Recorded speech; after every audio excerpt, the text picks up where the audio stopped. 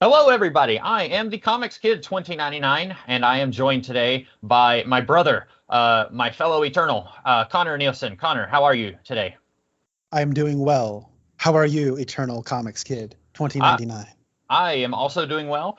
Today, we are talking about the 2021 movie Eternals. I keep wanting to call it The Eternals, but it's just Eternals. This movie is directed by Chloe Zhao, with writing by Ryan Firpo and Patrick Burleigh, and I believe Chloe Zhao did some of the writing on it as well. Starring a whole bunch of people. I'm not going to go through the cast list, but it's got a whole bunch of names. You have probably heard of over half of these actors. And Connor is going to tell us a little bit about the movie. And we're also recording this on a dusty vista as the sun sets behind us. So Yes, yes. just to set the mood. Eternals tells the story in medias res of a POV character named Cersei. She is one of 10 immortal space beings called Eternals that have been placed on Earth, 500 years BC or whatever, like just a long 5,000 BC, I should say, just a very long time ago. And she and the rest of the Eternals have been observing human history and interacting here and there, all this time, and observing all of the leaps forward. And amongst them, you have Cersei, and they each have like some superpower, some kind of special gift. Cersei can change inorganic matter from one to the other. For example, she can turn a bus into a bunch of rose petals, for example. You have Icarus, who is effectively Superman. He can fly and shoot beams out of his eyes. Sprite, who can create illusions. You have Gilgamesh, who is super strong. Thena, who can create spears, swords, shields, kind of just with light. You have Ajak, who is the prime Eternal. She's the leader. She can heal herself and others. And you have just a bunch. There's so many. There's Mercari. She can run super fast. Druig, who can sort of control people's minds. And there's several others that I'm forgetting. Kingo, who can shoot fireballs. And a few others that I am forgetting right now. They each have their own individual lives because as the story picks up, they've each sort of dispersed, and Sprite and Cersei are living together, and Cersei is dating Kit Harington, aka Jon Snow from Game of Thrones. Here he plays some guy named Dane, who might have a history of his own. But what happens is Kingo, played by Kumail Nanjiani, he's off living in India, where he is a Bollywood star. You have Thena and Gilgamesh living in Australia together for reasons that are eventually given to us. People are just kind of around, but they're all sort of apart, and they are realize that they need to come back together. They need to, put the band back together, get the family back together, because the Prime Eternal, Ajak, is dead. The reason that the Eternals have even been on this Earth to begin with were because of the deviants. I guess I should say the person who created the Eternals, the person who who created the Eternals and put them on Earth, is a Celestial called Erisham the Judge. He's this giant Jack Kirby red person who floats in space. He is, for all intents and purposes, God with a capital G. And anyways, Ajak, the Prime Eternal, is dead, and then the little weird ball that lives inside of her body that allows her to commune with Arisham now transfers over to Cersei, as they are bringing all of the family back together to stop the reemergence of these things called deviants, which is why they're even on Earth, why the Eternals are even on Earth to begin with, which is to eliminate deviants. But as they come together, as the Beatles would say, come together, you have some revelations about the nature of who they are and why they're there begin to emerge. There's a lot to unpack with this movie.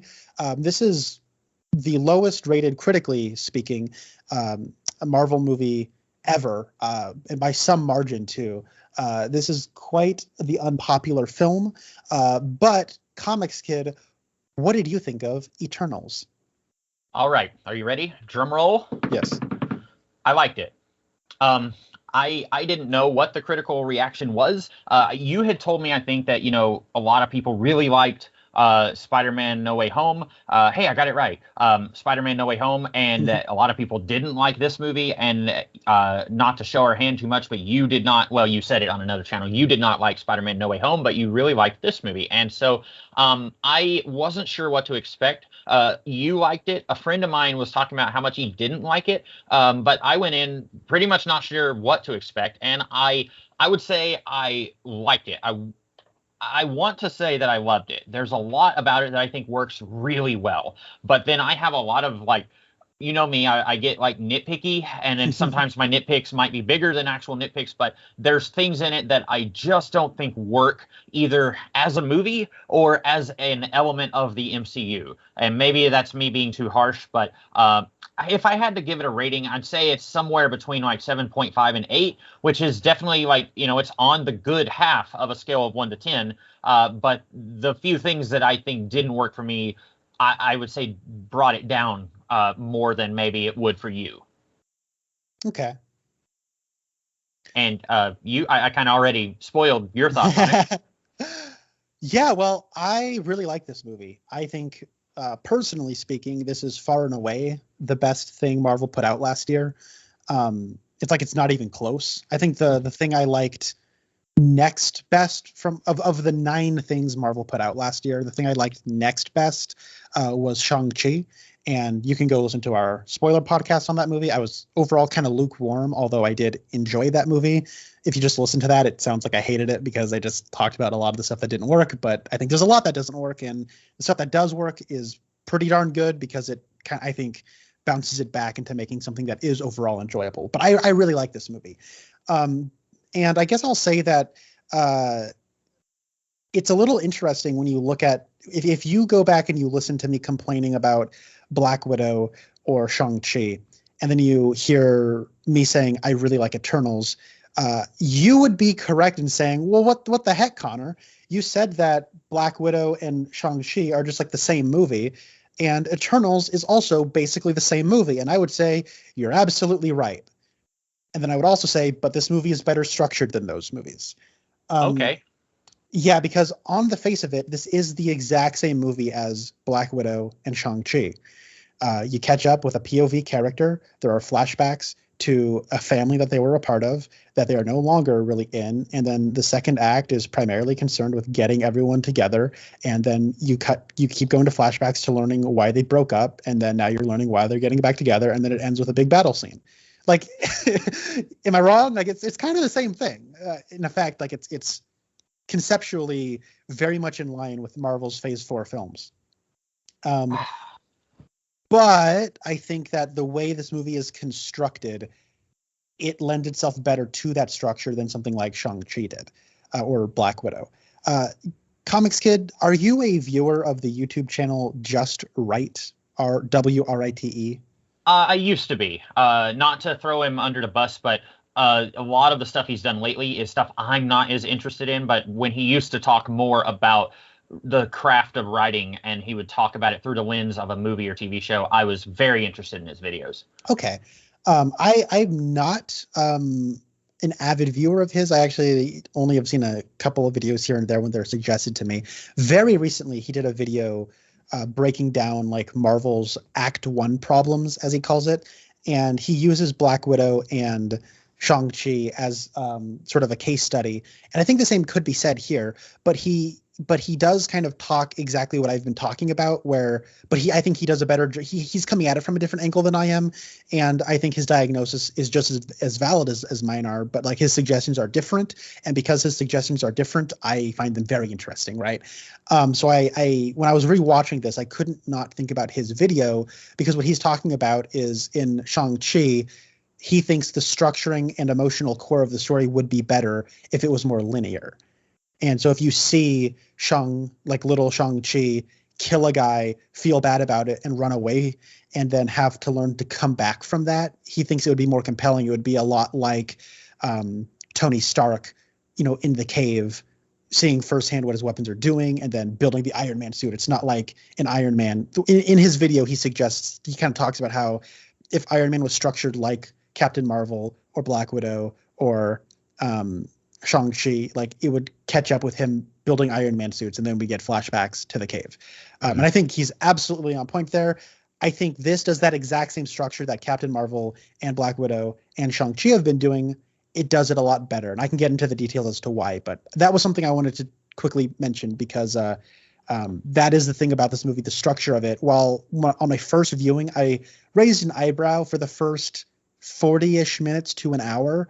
Once I realized what was really going on with this movie, I was able to really get on its wavelength and enjoy it. Okay. I'll be honest, I had never really picked up on the similarities that, as you say, between like this and Black Widow and Shang-Chi. I never really realized like, oh, Iron Man is all told more or less linear. And then like Shang-Chi has the flashbacks and Black Widow has flashbacks. I never really picked up on that because like Shang-Chi, I like the first 2/3 of that movie a lot more than I thought I would, because I really wasn't a fan of any of the Disney Plus Marvel shows. I have not seen Hawkeye yet, but I wasn't a fan of any of the others. I didn't like Far From Home as much as Homecoming. I did not like Black Widow, so I did not think that I was actually going to like Shang-Chi, and I liked it more than I did. But earlier when I was saying like, oh, I just liked it, I wasn't in love with it, talking about the Eternals. I do like this movie more than like the last 3 movies and all of the Disney Plus shows that I've seen. I think this is head and shoulders above the last few attempts from Marvel. I really like this, and in the same way that the Russo brothers were kind of the guiding force of the MCU, like Kevin Feige is, but the Russos were like the creatives who were churning out for my opinion, some of the best movies that we've gotten in this universe. I would really like to see Chloe Zhao do more in this world. I know since I had never heard of her before, I'm assuming that she wants to go and do something like really weird and like creative, but like not a big blockbuster. And everyone will, praise it, and I will never see it because it doesn't look like something that I would want to see. And so she may not have any interest in staying in the MCU, but I like this movie. I don't know if it was the cast. I don't know if it was the people behind the scenes, like the writer and director and everybody. But I really liked it. And so even with the problems I had with this movie, and I'll get into more of those later, I would like to see more from this director and see what could happen with the MCU going forward. Yeah, I'm glad that is something you're touching on, because I feel like I would have forgotten about that. But I completely agree with what you're saying. So when it comes to Cosmic Marvel, we've gotten pretty much one flavor. We've gotten James Gunn and Taika Waititi, where they do kind of silly, goofy comedy. And then, I mean, there's dramatic elements to those movies, but they are very much more farcical comedies. And I would say that's the case of Thor Ragnarok more than the Guardians of the Galaxy. Like, that's more farcical, although Guardians is primarily a comedy first and foremost. And so seeing Cosmic Marvel, even though this is primarily Earth set, it's very cosmic in feel and concept.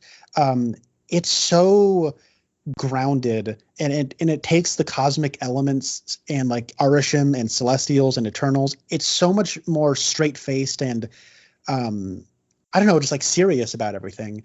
And that's not to say this doesn't have comedy. It absolutely, it's a Marvel movie, so it has a healthy dose of comedy, but the weightiness of it is here in a way that I've not seen in any of the other cosmic Marvel movies. And we are currently in the midst of a multiversal nightmare with the Marvel Cinematic Universe, to the degree of like, I'm honestly like so close to checking out. Loki was very bad. The What If show was also very bad. And No Way Home is the worst Marvel movie.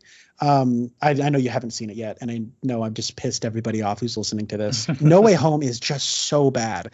And then the trailer for, Multiverse of Madness looks like it is just going to just make me furious, just because this, like, oh my God, that's the status quo of Marvel right now. And I don't even think Sam Raimi will let me enjoy it. But when I watched this in theaters, it was so refreshing to me. It was kind of back to basics to a degree. Like, it felt like this was a good starting place post Endgame to sort of wind the pressure a little bit down. We're meeting new characters. We're starting to get invested in something new. But it also is like, feels kind of like a big epic sci-fi movie. And the implications moving forward about like the possible future that we could step into were we to continue down this path, I am so much more interested and invested in this future for the Marvel Cinematic Universe. I want to see what happens in this world where a Celestial's hand is sticking out of the Earth's face. You know what I mean? I want to see that future. I could give less of a crap about Patrick Stewart showing up in Multiverse of Madness. You know what I mean? Like, I do not care at all about that crap. I like this stuff. And like the post-credit scenes with like Pip the Troll and Star Fox and Blade and like the Black Knight, like, yes, more of this, please. Absolutely. But to your point, though, I think Chloe Zhao is interested in this stuff. Oh, good. Okay. She pitched this movie. Okay. Like they wanted her to do. She was one of the directors asked to do Black Widow. She said no, but I have an idea for an Eternals movie. She pitched this movie to them, and Kevin Feige said this was the best pitch he had ever heard, and so they greenlit an Eternals movie. Nice. And I know I've been talking for a little bit. The last thing I want to say, though, is that Chloe Zhao, she's made 3 movies before this. I've seen one of them. It's called Nomadland. It won Best Picture, and she won Best Director. Nomadland was supposed to come out after Eternals, but due to COVID and all that stuff, it came out before. So she's like this Academy Awards darling. And so, but she kind of earned this sort of indie cred by making these very Terrence Malick-y, virtually plotless, pontificating kind of, someone might call it like navel-gazing, like art house movies. And there's a little bit of that in this movie with like the detail shots of like hands and like whispered voiceover and vistas. Now, I love that kind of stuff. Most people don't, and I get that, and that's cool. I like that stuff. And so it's crazy to me that like Chloe Zhao seems to understand Jack Kirby better than anybody else who's made a Jack Kirby-ish comic book movie. Like this feels, even though it looks like a Chloe Zhao movie and it kind of has this sort of like etherealness and like art housiness to it, more so than other Marvel movies, more so than something like Thor Ragnarok, which does ape a lot of the iconography of Jack Kirby. On a feeling level, like on a visceral level, this feels more like a Jack Kirby comic book to me than anything else. And it's crazy to me that like the girl who made Nomadland, like she gets Jack Kirby's like style better than anybody else. And that's awesome. Okay, there's a lot you just said, and I'm going to try to hit each point you said. I'll try to go in reverse order because that's what I remember. But I had forgotten. I was going to say there hasn't really been a lot of Jack Kirby stuff made, like Darkseid, and we, you and I both were pretty much on the same page about the DCEU and how everything was handled there. We didn't like it. Darkseid in the Fourth World in Smallville. I know you didn't watch Smallville, but bad. Galactus in Fantastic Four. We didn't like Fantastic Four: Rise of the Silver Surfer. I had really, the only other things I was thinking of that were like Jack Kirby brought to screen was like Captain America. He co-created Captain America, and Jack Kirby in the 1940s is like, it's like a Pokemon where it's like this little tiny cute thing, and then it evolves into this gigantic like house-sized dragon. And so Jack Kirby in the 70s is like the house-sized dragon. Jack Kirby in the 40s is like a little tiny Charmander. Like that's kind of like, it's not the same Jack Kirby at all. And so I had forgotten that, yeah, Jack Kirby did have a hand in a lot of the cosmic stuff with Thor in the mid to late 60s. But yeah, you're right. But also I think Jack Kirby, he was really good at the big bombastic ideas.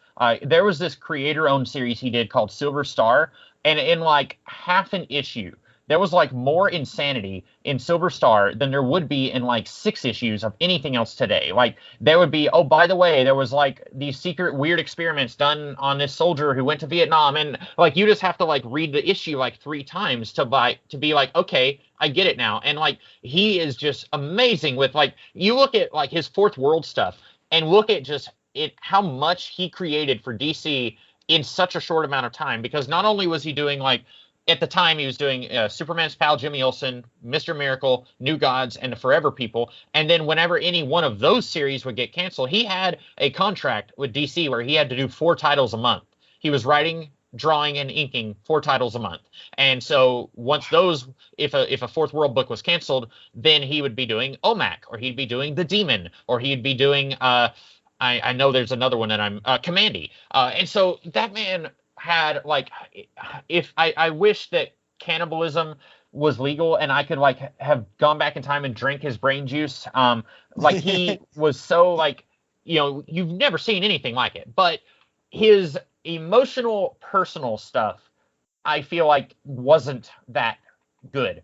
You don't get to see characters like struggling with their inner this is, my duty, but this is what I want to do, something like that. You get to see a little bit of that in this movie, and I don't think we would have seen that in a Jack Kirby comic. Now, I want to go ahead and say I haven't read every Jack Kirby comic, and somebody out there might say, you fraud, what about this one issue of Captain America? I don't know. I haven't read every Jack Kirby comic, but a lot of what I've read is really good on like the excitement and the like, here's something insane happening. You open it up and here's a big 2-page spread of like, Black Panther punching someone in the face because they stole a frog or whatever, a frog jewel from King Solomon's mines or something like that. And then like, but you don't get a whole lot of the deep personal stuff, which this movie, again, comparing it to some of the other MCU movies, I think this movie, even though there's like 12 main characters, it does a really good job with most of these characters. They feel real, and I feel like I know what's going on, and I have trouble saying that about like Spider-Man Far From Home or Black Widow.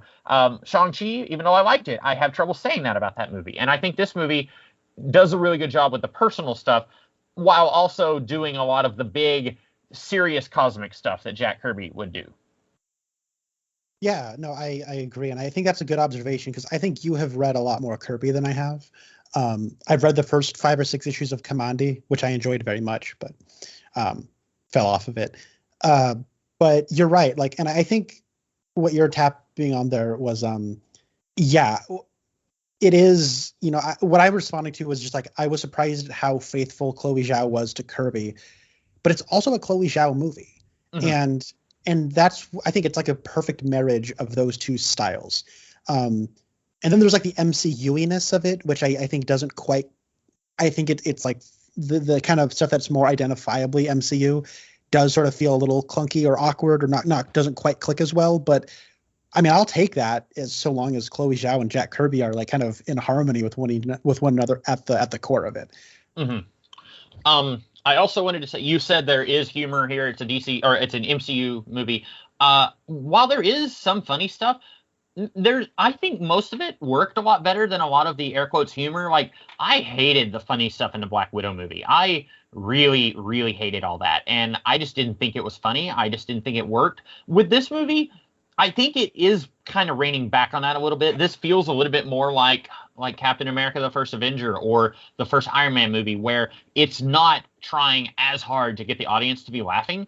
There are like funny moments, but I think when there are funny moments, like, it's genuinely funny, and it's not making me like roll my eyes and groan because like, oh, this is the part where you're trying to get us to laugh because it's an MCU movie. Like, there's a part where they're having a fairly serious discussion with Druig in South America, and then Cersei's phone rings, and it's like, it shows Jon Snow's face on the screen, and I'm just laughing. Like, it's not especially funny. Like, he's just calling to chat with his girlfriend, but just right there in the moment where her phone rings in inappropriate time, I just thought it was really funny, and that it's more subdued with its humor, I think. And so I didn't feel like this was a movie made by committee. Like, I think we discussed like the Black Widow movie.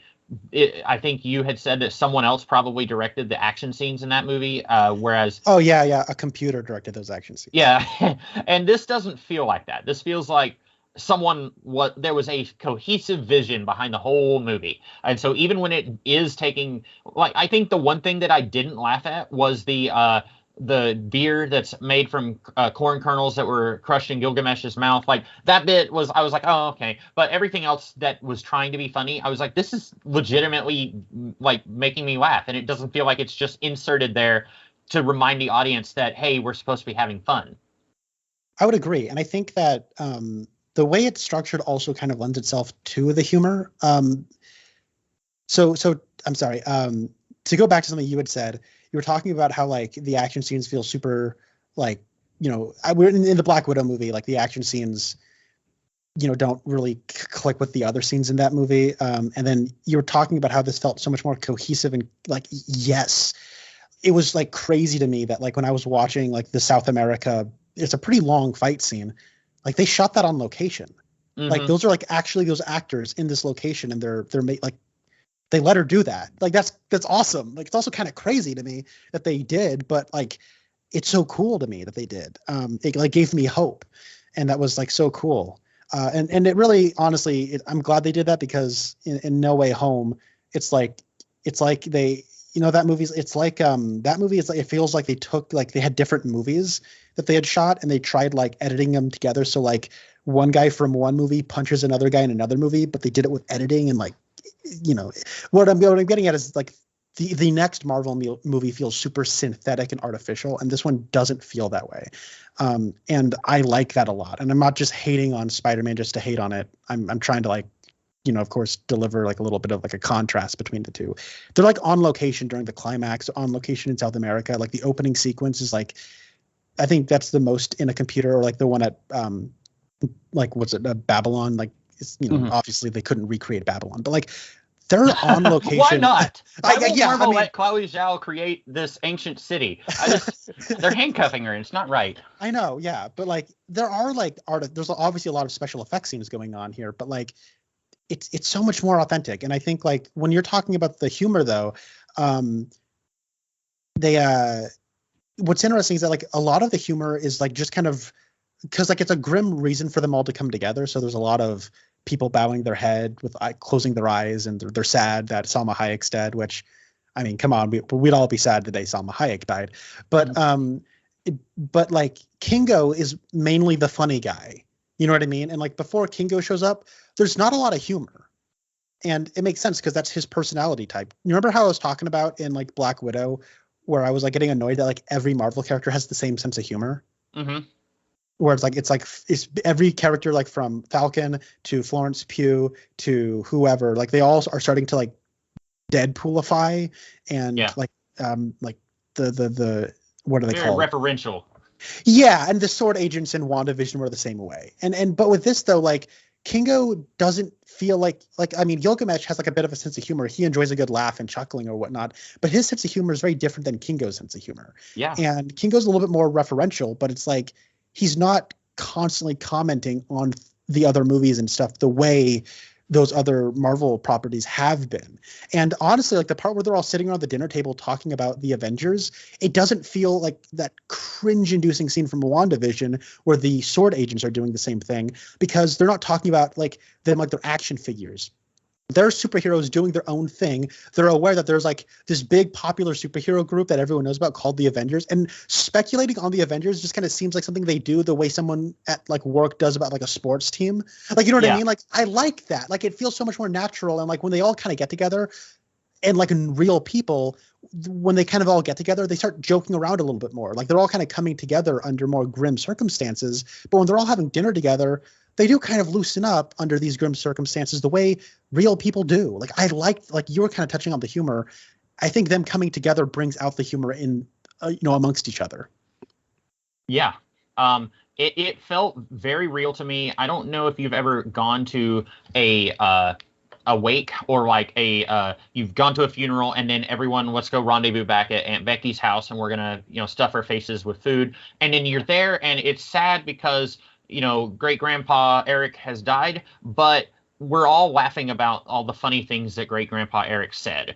Remember that one time when you climbed up on the roof and he was trying to get you down, and haha, it was funny. And like that's kind of what this feels like. Like Ajax is dead. We've all had our moment to grieve. Even the funny characters have like mourned, and we get to see them like be really sad. But now it's like a family that's gotten together to remember the good times that we had with this person.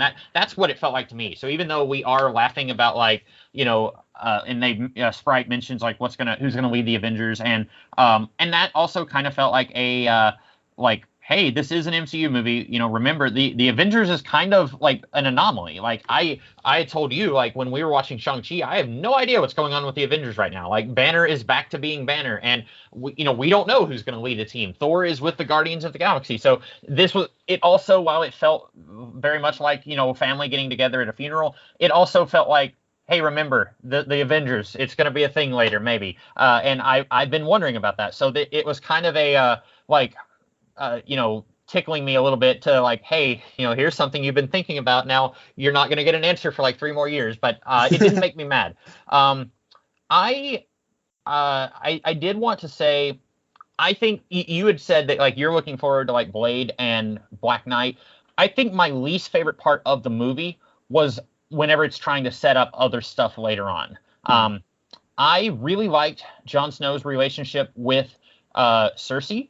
But once Icarus shows up, basically he says, "Okay, bye. I'll see you guys in the post-credit scene." Yeah.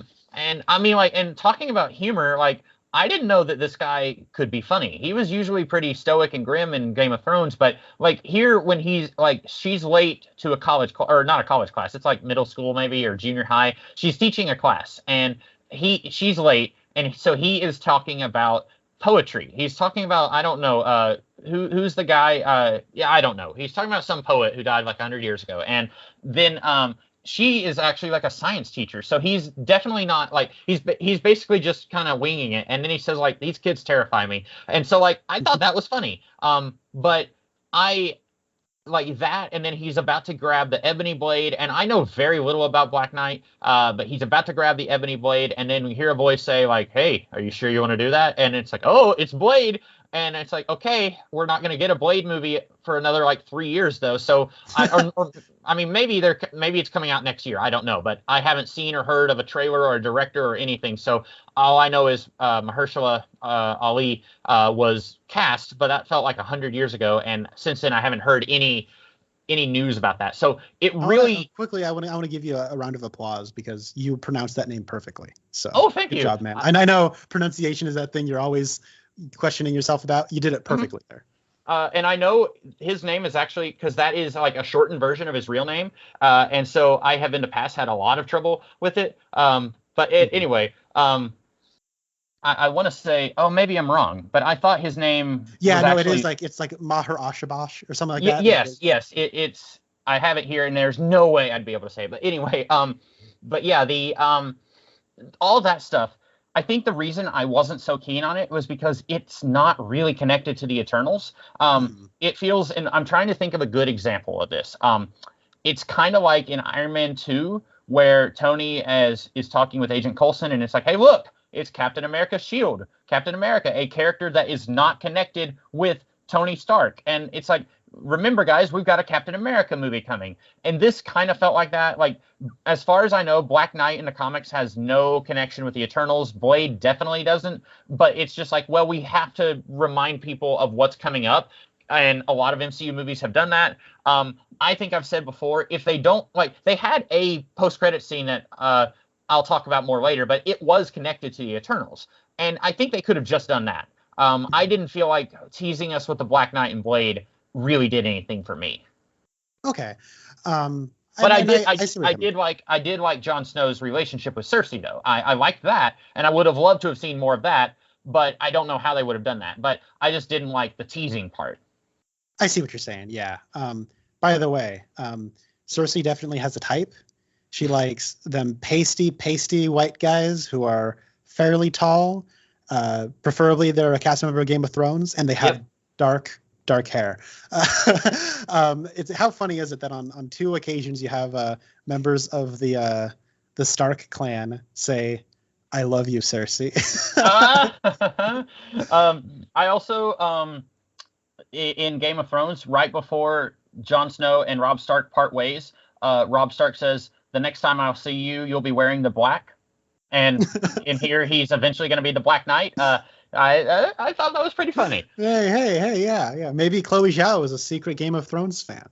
One thing about this movie, I guess, there's actually like a lot to talk about with this movie. I really, really like the character of Icarus. So, spoiler alert, we're like an hour into this or something. I don't know. But Icarus is the bad guy. We can talk more about the conflict in a minute, because I actually think the conflict is very, very interesting. So he's the villain of the movie, but or I guess I should say he becomes the antagonist of the primary characters, but I wouldn't really call him a villain. Like, he has a reason for doing what he's doing, and other people in the Eternals agree with him, and I understand where they're coming from. And after giving it some thought, I might agree with him but I feel like I want to be more privy to knowledge that none of the characters know and can't know yet. You know what I mean? So it's like, I get why he makes the decisions he does, but also I have seen evil Superman forever. I've seen it, Injustice, video games, Injustice comics, Zack Snyder, Nightmare Future, scenes in Batman versus Superman, just Batman Hush, he gets mind controlled and becomes evil for a second. Like we do evil Superman constantly, right?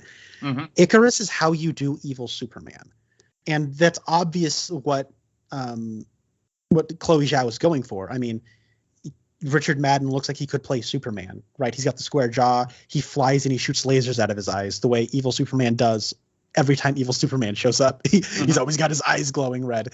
But the way they do evil Superman, the way they do it with Icarus, is in every incarnation of evil Superman, it's like Superman realizes his morals are stupid. And so now he's evil. He's going against his morals. No. The way they do it here, his morals do not change. It's his commitment to his morals that make him scary to the other people. Mm-hmm. His morals remain unchanging even when the context changes forever. Once new information comes to light about, okay, this is actually the situation that we're faced with. We did not know this. Icarus's morals and his, and his principles remain steadfast the way they would for Superman. And that's how they make him the villain. And they make him a very interesting villain and a sympathetic. Like, I understand exactly where he's coming from. And I really like that. And it doesn't hurt. Richard Madden, really good actor. Mm-hmm. In this movie, and Sebastian Stan and Falcon and Winter Soldier look like they could be identical twin brothers. They look virtually interchangeable. Man, oh man, is Richard Madden a much better actor than Sebastian Stan. I mean, you know what? I actually think Sebastian Stan's a very good actor. He's really good in I, Tonya. I've not watched Pam and Tommy yet, but my brother has. He says he's really good in that. I've seen Sebastian Stan do really good work. I feel so bad that he's stuck with Bucky Barnes in the MCU. To be fair, you also just don't like Winter Soldier. You have said that before, and that's a situation where I think you and I just have to agree to disagree, because I kind of like Bucky. I kind of like, maybe it's more I like the potential of Bucky rather than like what has been done with him, but I think maybe it's also that you just don't like the character, maybe. That's true. Well, and I've not read comic books that Bucky has appeared in. The one Captain America comic I've read is Castaway in Dimension Z. So. Mm-hmm.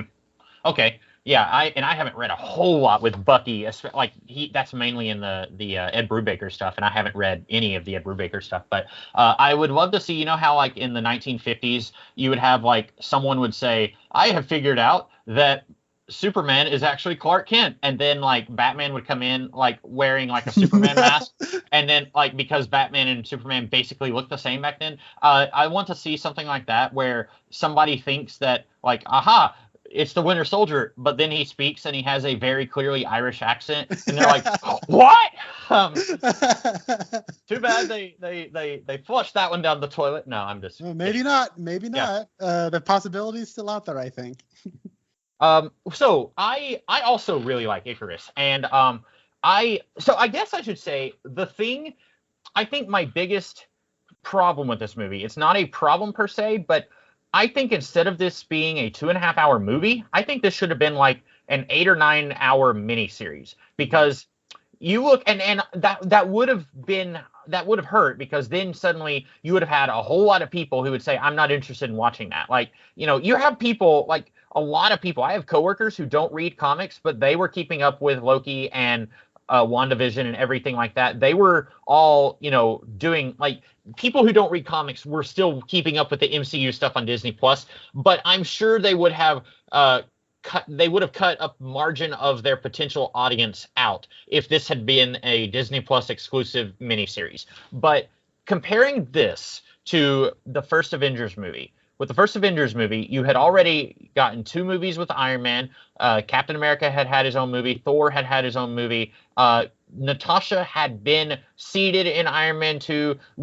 And Hawkeye basically isn't a character in the first Avengers movie. So really the only character who is like brand new in the Avengers movie is Agent Coulson, who didn't have a character before the Avengers movie. So he is actually given like a personality in that movie. And so you're being introduced to one new character in the Avengers movie. With this, it's about the same length, but you're being introduced to like 10, 11, 12. If you count Jon Snow, there's at least 11 new characters that you're being introduced to. And I think that this would have been really good if you could have taken the same plot of our leader from 500 years ago has died, and now our enemies are back. We need to get the band back together, and each episode would be devoted to one of the Eternals. And then you get to see flashbacks going back to like Babylon or Nagasaki or different stuff like that. And you get to, like, an entire episode would just focus on those characters, kind of like Lost, I guess. I don't know if you ever watched Lost, but like I did, yeah. Okay, so like each episode would focus on one character and what they were doing in a certain flashback, and it would kind of parallel what they're doing in the present day on the island. You could do something kind of like that, and I think this would have worked a lot better and given us a little bit more room to breathe. Because I think most of my problems with the movie are that it's trying to do, if I may paraphrase Nikola Tesla from The Prestige, Chloe Zhao's reach exceeds her grasp. So now that I've insulted all of our people from, I don't know, what was it, Denmark that he was from? I don't know, but hey, I'm Danish, so okay. I'll give you a pass. Don't Okay, worry, good. I got you. But I think this movie is probably something I should have said like an hour and a half ago. This movie is very ambitious, but I think it fails in some of what it's trying to do, I think. Okay. That's okay. Where would you say the failure primarily lies? Is it in like how much it's trying to do in one go, or would you say it's kind of in the structuring? No, I like the structure. Were there people who didn't? When you say structure, you mean like it's doing a little bit in the present day and then a little bit in the past and then back and forth like that? Yeah, but also like what it's doing, like the arrangement of those flashbacks and like how much we're accomplishing with each jumping back and forth. Like, you know what I mean? Like, yeah, but more or less what you said. Yeah, I liked all that. I just wanted A, more of it, and B, because we have so many characters. Like, for example, Mockery. I loved her. This is gonna sound condescending. This actress, I don't have it right up in front of me, but this actress was adorable. Her name was Lauren Ridloff.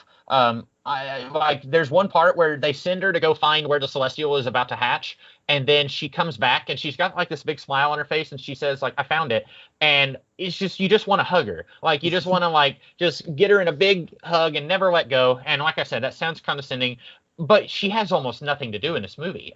In a flashback, she's looking for a green tablet, and then in the present day, they find her like 45 minutes before the end of the movie, and she's basically just waiting for them on the spaceship. Like, every other character is doing something on Earth. Like, Druig has taken over a village in South America. Phaistos has his own family. Gilgamesh is watching after Thena, but Mockery just doesn't have anything. And I liked this character. I liked what little we saw of her. But if this had been like an 8 or 9 episode miniseries, we could have fleshed out her relationship with Druig.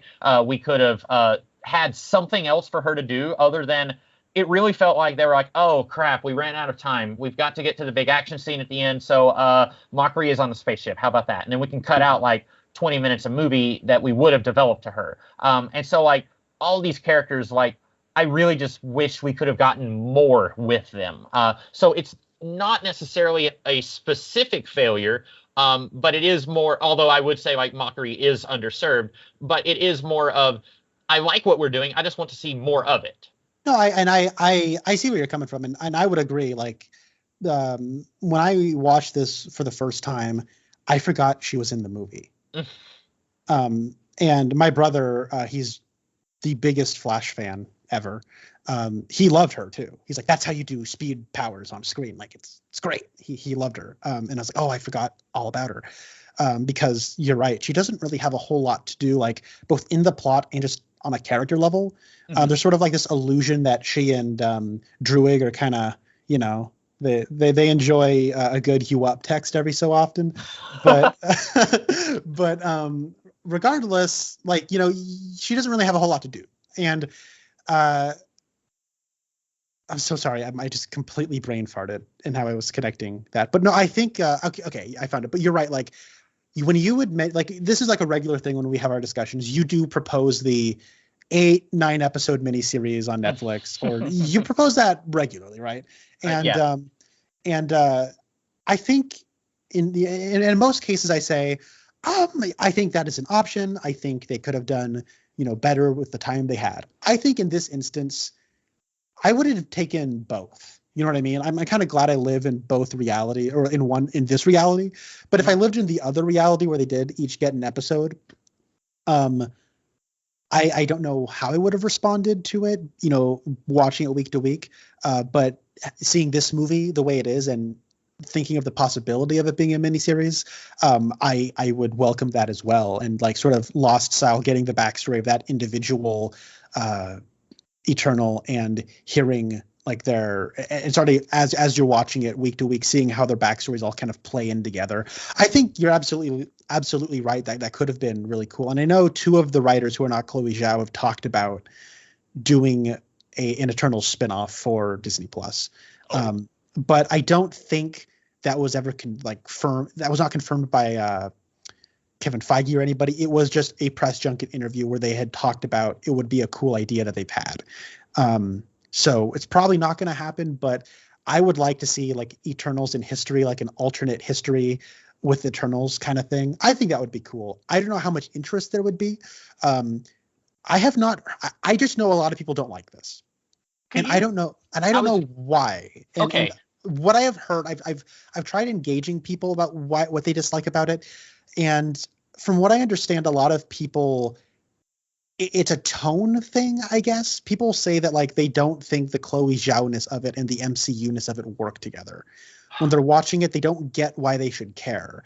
It's like it doesn't connect with them, and as a result of that, it feels just endlessly long and boring and tedious. As far as like more concrete things that I've heard people say, and not to say that what I've just said is in any way like an invalid. If you're just not connecting with this, I get why you would find this to be a tedious bore. I get that. For me, I look at this and I'm like, oh, I get what Zack Snyder was trying to do with Man of Steel, right? This is the Justice League movie I wanted from someone like Zack Snyder. But I also hear some people say like they just don't really like the characters, and they find that one of the things I heard is that like, oh, Salma Hayek's dead, why should I care that she's dead? Or like the Deviants are the bad guys, but they're barely on screen. I don't hate them or anything. And I think like those kinds of complaints, and I don't like, I'm just, if I had to hear them, like I feel like they're identifying the wrong things, because this isn't, while this does follow the structure of an MCU movie to a certain degree, I think the cinematic language it's employing is different than something like Shang-Chi. And I think something like the Deviants are a misnomer, right? They're there to kind of throw you off. They're a red herring. The real villain is Icarus, right? That's what's going on. And like, yeah, I don't know. Like that's kind of what I hear people saying. I have another theory, but I'll let you respond to what I just said. Well, I will say that while the Deviants are probably the weakest part of the movie, because they're really just there to kick the plot of we've got to get the band back together in motion. But then once Icarus becomes the antagonist, then it's like, oh, the Deviants, who cares? Like, and he shows up. And every time I would look on Internet Movie Database and I would see that Pennywise the Clown was in the movie, I'd be like, wait, who was he? And then I would see this name Crow, and I'm again like, who is that? And then it's like, oh, he was the Deviant. Okay. But I would say even though the Deviants are a red herring, there is a missed opportunity there. I think it could have been really interesting, because once the Eternals find out that your mission for the last like 7,000 years has been a lie, and we're actually planning to hatch a celestial out of the planet, and it's going to kill everyone on Earth. And if we don't do this, like somehow I missed the science gobbledygook answer of how the celestials are keeping life flowing in the universe. But if we stop the celestial from being born, it will have huge cosmic galactic ramifications. Like the celestials are somehow keeping the rest of the universe alive with life. And so the Eternals are stuck with a conundrum. If we stop this thing, it will backfire elsewhere in the universe. But if we allow it to happen, it will destroy the planet that we have come to know and 7 billion people. And so they're kind of the ones who are kind of arguing in favor of it are saying like, well, that's a relatively small number when you think of everyone else in the universe. But so I don't think that we get enough of them we get a little bit of it, and again, this is where I'm saying if it was a miniseries, we could have had more of this. But once they find out that we're not from the planet Olympia, we're basically just fancy robots that were created by the Celestials, and we have probably been on other worlds before. Once we find that out, I don't think we quite get enough of them like struggling with that. Phastos basically says, I don't care if I was born or created, I am who I am. But I wish we could have had more of them like, oh, that sucks. Like everything I thought was true is not. Like if you found out you were a robot, it would mess you up in the mind, I would think. And Mhm. we don't get a whole lot of that. But also, once they find out, they have been lying to us. We have just been their tools, and they've been keeping us in the dark. I feel like the Deviants kind of have something in common with the Eternals because the Deviants were created to hunt the things that are a danger to humanity, I think is what they say. And then the Celestials turn around and say, okay, Eternals, go kill the Deviants. And the Deviants are really just following their programming. And Mhm. I think it would have been interesting to explore that if, in the same way that Icarus feels like he hasn't changed, like he's the only one who is still doing what he's supposed to do. In the same way, it'd be interesting if the Deviants were like, we're just doing what we were programmed to do. See, And what you you're guys, talking about would be a great sequel. okay, They yeah. go to another planet where the deviants have taken over Hmm. or something. Like, you know what I mean? Like, I agree there is a little bit of a missed opportunity, but with the concept, the core like conflict of what do we do? We're basically fancy robots. Do we let this world die or do we keep it going? Hmm. I think for this movie that they do enough with that. And I think the deviant element is a solid thing to be on the back burner of part one. And then in a sequel, you really dive headfirst into that. That's That, fair. that. that would be my suggestion. Because But if it I'm is a TV show, you are right. There is enough time for sorry, it happened, Connor. I dropped the mic. Sorry. Okay, I'm back. I'm not editing that out.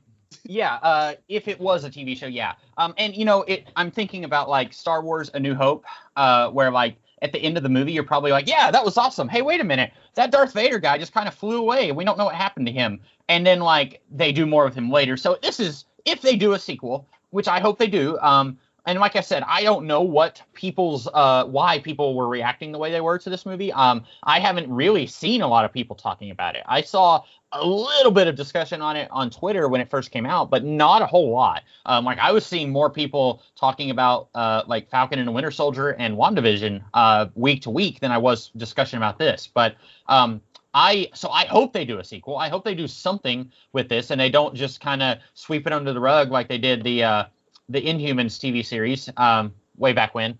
Apparently, you were talking about how Chloe Zhao was doing a lot of like location shooting. Apparently, the one place she was told she could not go was Hawaii because the Inhuman series was set in Hawaii, and they didn't want to remind people about that. I thought that was really funny. Speaking of that, I think a lot of the cast, because they shot Lost in Hawaii. Yeah. And like half of the cast of Lost must have just moved to Hawaii because in Inhumans, like so many Lost actors just show up. Oh, nice. I I've never watched it. Or never watched the Inhumans. That's boy, that's probably one of my Friday videos that's like waiting to happen. Oh, dude, please, I know you finished those videos early and save them. You have to send that to me the second like it's finished. Okay, yeah. Please. Anyway, so the Eternals. I really do like Icarus. I cannot even with well, I was gonna say, I mean, pretty much since I don't know when the MCU started doing really good villains, but if you don't mind me saying this, like you go back and look at like trends in superhero movies, and you look at like Superman the movie. Once you meet Lex Luthor, you get like 3 comic relief scenes with him and his goons, and I'm just like, man, I wish we were spending more time with Clark, like interacting with the Daily Planet staff, or Clark talking to Jor-El or something like that. And then you get to like the Batman movie with Michael Keaton and Jack Nicholson, and it's like every other scene is a Joker scene, and in those other scenes you might get a Vicky Vale and Knox scene, or you might get a Bruce scene. Like the hero feels like he's the weakest link in that movie. And then when you get like I'm trying to think, like Iron Man, I feel like is kind of and even like Sam Raimi's Spider-Man is kind of doing the same thing as the Tim Burton Batman movie, where you're getting a lot of scenes with Norman doing his Green Goblin thing and like talking to the mask and stuff. Maybe it's not as many as I'm thinking, but it seems like they are still kind of like every other scene is Peter, and then those other scenes are Norman, kind of like the Batman movie. And so Iron Man, I feel like kind of kicks it in another direction. We're going to go in the hard extreme where you barely, like, you don't really know who the villain is of Iron Man. I mean, maybe some people figured it out, but like Obadiah betrays Tony, and then that's like 45 minutes before the end of the movie, I want to say. And like you're spending the entire movie with Tony until that revelation. And then I feel like the MCU kind of was like, we have to focus on our heroes. And that was a good decision because pre-MCU, a lot of movies just, people don't like the pre-MCU movies kind of for a reason, because a lot of times they're like, let's focus more on our villains than our heroes, but people want to see the hero. And so, and I'm just kind of going in 100 different directions right here, but I don't know when the MCU said, wait a minute, we can have interesting villains. I know Black Panther, I really liked Killmonger. I really liked Ego in Guardians 2. Was that 2 or 1? Yeah, that was 2. Okay. I'm trying to think of who was the bad guy in Guardians 1? That was Ronan. No, I didn't know on him. I liked Killmonger. I liked Ego. I liked Vulture. It was somewhere around there. Somebody who's more familiar with the map of the MCU can pinpoint exactly when I started really liking the villains. I like Thanos in Infinity War. I really like this villain. And you're right. He's not a villain. He's struggling with, he's got a crisis of faith going on. And like we said, like, if they stop the the Celestial, I think Tiamat, if they stop him from being born, then that will cause huge problems elsewhere in the universe. And I probably should have gone back and rewatched this movie, or at least found that scene so I could like kind of get a grasp on what it was they were saying, that how the Celestials work in the cosmic scale. So he legitimately thinks he's doing good. And I think that's where, when you have a villain who is doing what they think is the right thing, that's always more interesting than bwahaha, I'm evil, which is, I mean, I love Jeff Bridges, but that's basically what he was doing in Iron Man. Mm-hmm. No, you're right. And well, one thing I liked is that, so one thing I also like is that these characters, like the Eternals themselves, aren't unto themselves these fully formed, super deep characters. They're more archetypal, and they're more representative of different aspects of humanity, or different like worldviews that somebody could maybe come to see. Like I don't fault this movie for Cersei not being that compelling of a main character, because she's not really the main character. She's a POV character, right? She's like Ariadne in Inception. That's who she is, and that's fine. That's just a cinematic archetype. Mm-hmm.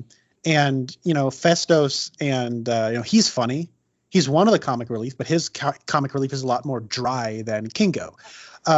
But so when you have the central conflict, you have people that agree with Icarus. And Icarus is his kind of character archetype is that he is Superman, and it's like he's like noble, and he like there is maybe some nobility in his commitment to his principles, right? Even if like the information might shake his emotions a little bit, he's still acting on his principles. And maybe there is something kind of like noble about that's respectable, because he's just doing what he was programmed to do. But also because he's Superman, everyone loves him. But then also because they're also kind of akin to Greek gods or something, they also like love him in like in a sexual way. So it's like, okay, Icarus has gotten around. Let's count him.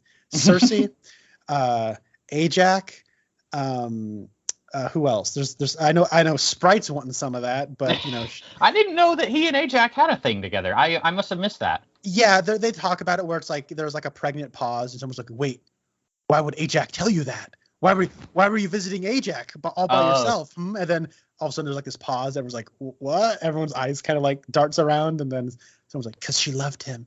And I buy that. Like, I don't think it's like some bad writing trick that this one guy just kind of gets around, but it's like, that's his archetype. He's lovable. Like, he's this very steadfast, noble guy. And he's Richard Madden. Can you blame him? And he also looks like Richard Madden. Right. Yeah. Like, so it's like a Superman thing where like the outside reflects the inside to a certain degree. Like he seems so good. And so, Cersei and like, in at Babylon, you have Richard Madden's like, hey, baby Athena, there's going to be Greek gods named after us someday. Why don't you and I, get together? And she's like the one who rejects him. But Sprite wants in on that action. But I kind of like how, they cast Richard Madden because he's a really good looking, charismatic actor.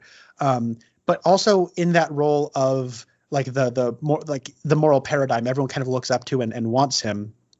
I don't know. I think it's good casting and a good role. I feel like I'm dancing around the point and I'm not really getting there. So no, I agree. Darn my waking up at 5 a.m. But but the point is, I really like how not only does his morals, but also like how that morals translates into your commitment to him, both like, he's convincing me, but also for maybe like, sexually, yeah, I want him. And like that's motivating them to want to side with him. And so like I get it. And like I don't know, like it's one of those things where if you're a kid, you can understand it, but also if you're older and like understand how sex appeal can motivate you, like I also get it too. Like so Kingo isn't sexually attracted to Icarus, but he still agrees with him. Like just from a purely mental place. Sprite, I think, just sides with him because she's sexually attracted to him. And she doesn't get it. She's not getting it. If you get what I'm saying, she's not getting any of it. I'm talking about the sex. Yeah. But also the idea of like siding with him can mean that one day she can be, or like, you know what I mean? Like there's a hope there, maybe. Well, she definitely thinks there's a hope. Yeah. Yeah, she does, and like I get that. You know what I mean? Like, one thing I also like is that Kingo, he basically just says, I agree with Icarus, but by the way, I'm just out. Like, I don't want to be involved in a fight with you guys. Like, one of our ranks, our leader basically died, and I love you all too much to like participate in a fight, but I still agree with Icarus. Anyways, bye. I assumed that was a setup for him to like come in and hit somebody over the head last minute and save the day. No, he's just gone. And that is also incredibly believable. And I'm glad they did that. And it's also the comic relief character. And so there is a dramatic weight to the final stretch of this movie that I think it was necessary to sacrifice your comic relief character. And it's not that he's saying, I agree, Earth is garbage, let's set it on fire and get out of here.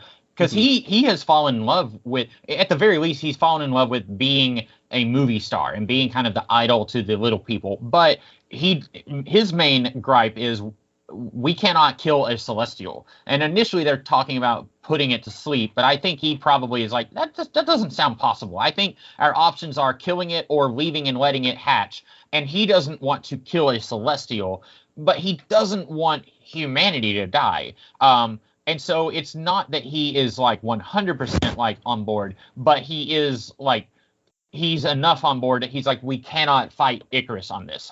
But he's not just a full-blown coward, because when Icarus tries to kill or at least wound Mockery, he takes a bullet for her. I really like that. He's like seconds later, he says, I can't do this. You guys are on your own. But he pushed her out of the way because when she comes in, she doesn't know that Icarus is against them now. And so he pushes her out of the way and he takes the heat vision from it. And I mean, he's okay, but he's still like, I'm just going to sound like I'm joking. It's about family. That like these guys, like sometimes they're sleeping together, but sometimes they're like brothers and sisters. And so like Icarus is caught between a rock and a hard place. Like, I don't know if you've ever been in a situation where two people are arguing with each other, or there's a prolonged conflict and you kind of are just like, mommy and daddy are fighting, I don't know what to do. Like, that's kind of where Icarus is. Like, he doesn't want to fight the rest of the Eternals, but he also doesn't want to fight Icarus. And he kind of is, it's not like, he is kind of the neutral ground, because I legitimately don't think he wants humanity to die, but he also doesn't want the Celestial to die either.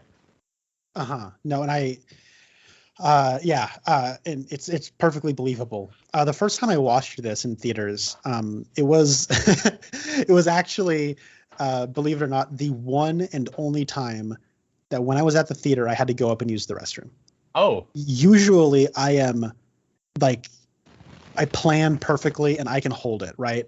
But I don't know what it was. I didn't know how long the movie was. This movie's on the long side. And I had drinking an entire thing of water, and I was like, oh no, I can't hold it. Like I got.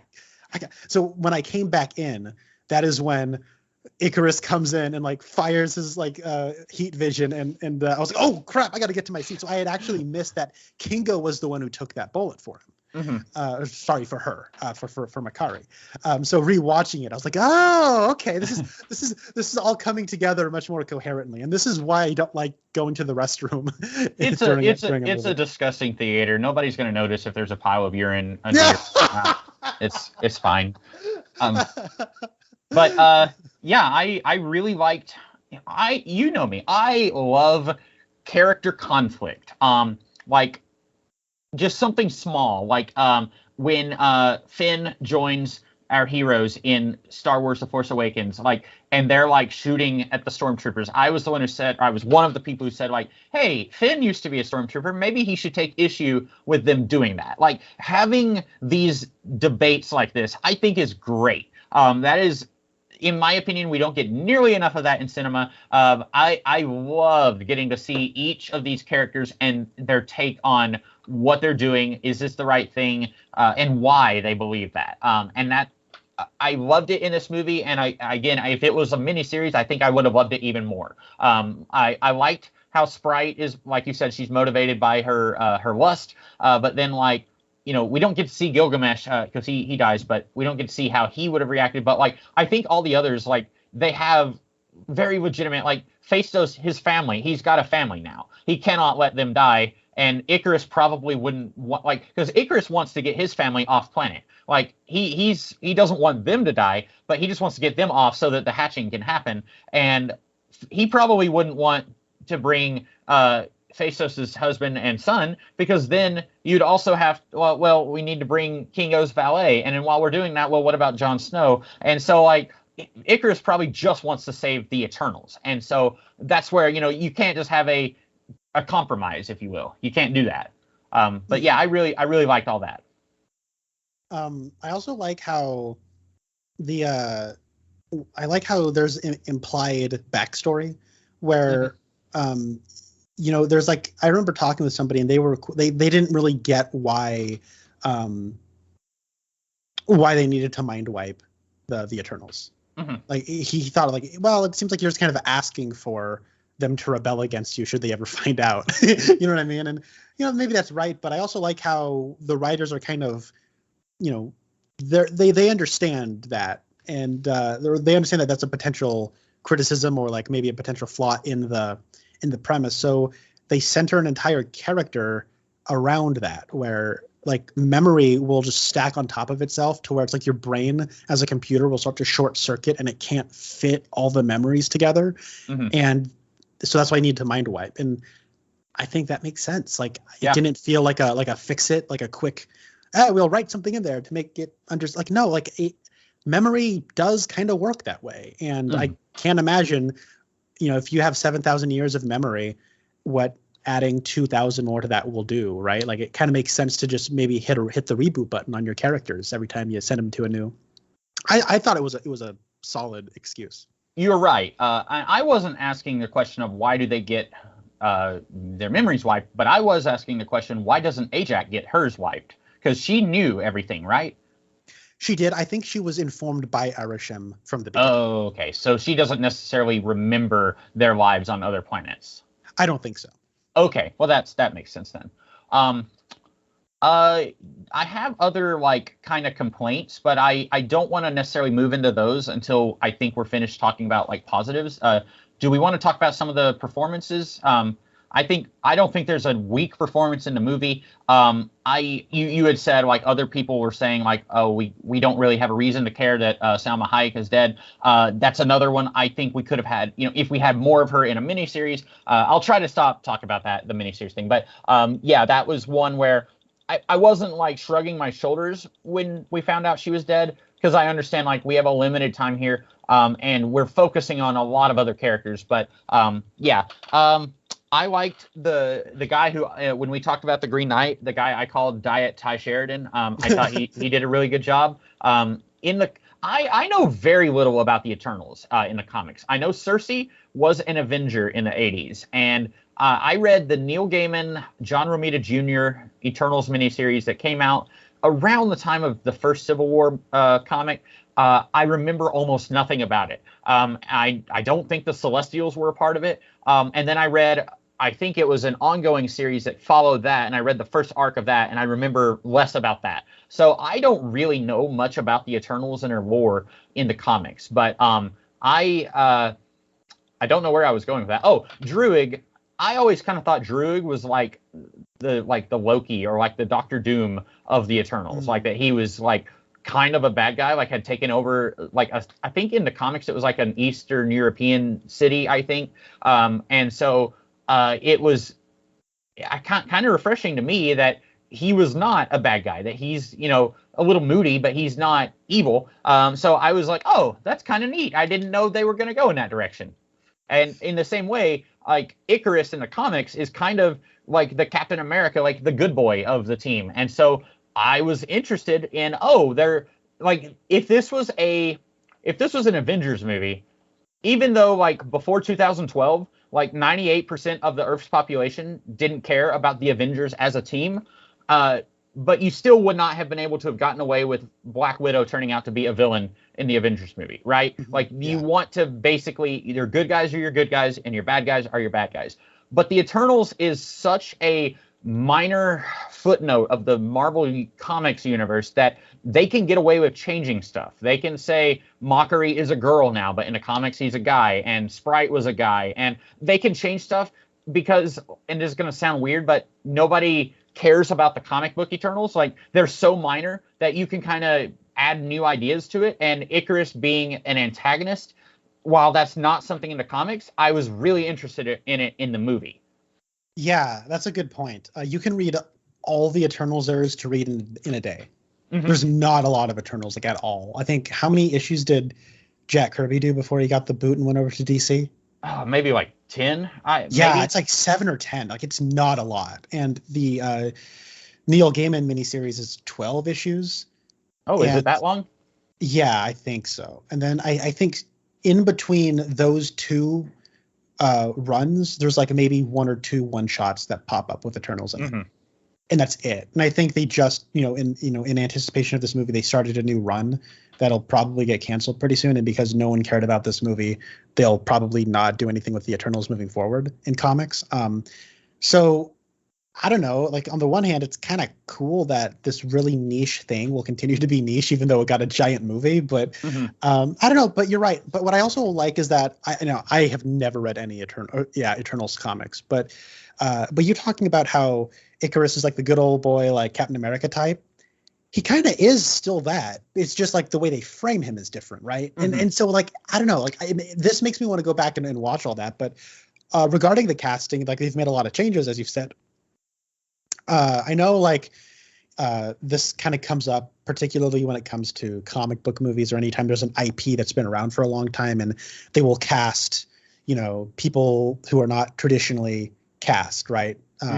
Diversity. That's the big word everyone likes to use, right? Is it forced diversity? Are they doing just a diversity hire? Inclusion. We want to include, we want to increase inclusivity and diversity, right? Like you hear this all the time from all different sides of things. And, and I personally just consider casting, whether you're going traditional or new and diverse or whatever, I consider it a tool, right? There's a good way to do it and there are not good ways to do it. And I think like on principle, it can be fine. So like that's kind of the place I'm coming at it from. In the case of something like this, I thought it was very smart and tasteful the way they handled these characters. And for a cast of 10, if all of these were like kind of very similar looking people, it might have visually gotten boring. And that's only like, I'm just talking specifically from a visual component. But you're right, like Makari, Lauren Ridloff has one of the most expressive faces I've ever seen. And not casting her in that role probably would have it probably wouldn't have been a detriment, but it wouldn't be the positive that it is. She is a deaf actress, right? And so, you want to include the deaf actor, looking at your cast. And if you want to include a deaf person, well, how about the person who can run faster than the speed of sound? That person, of all the likelihoods of you're looking at all, and considering she's a computer person that's been around for millennia, maybe her ears went out, like a long time ago, right?